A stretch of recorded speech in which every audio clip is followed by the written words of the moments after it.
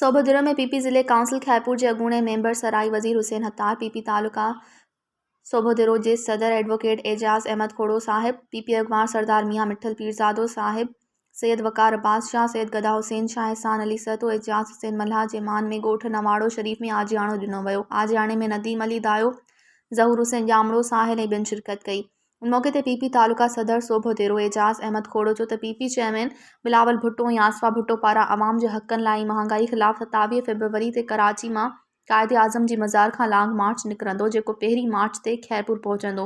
PP जो long मार्च इमरान नियाज़ी जी हुकूमत लाइ आख़िरी ताबूत वारो कोको साबित थींदो ऐं अवाम दुश्मन हुकूमत खे ख़त्म कराए हक़ीक़ी अवामी पीपी जी हुकूमत आणींदो।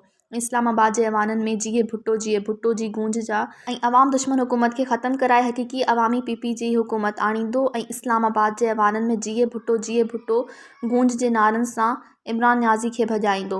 लॉन्ग मार्च में लखें पीपी जा जाला शिरकत कंदा। पंहिंजे बहादुर महबूब क़ाइद शहीद राणी जे पुट बिलावल भुट्टो ऐं आसफा जे हुक्म ते लबैक कंदा। मज़ीद खबरों और तफसीलात के लिए विज़िट करें हमारी वेबसाइट www.awamiNewsHD.com।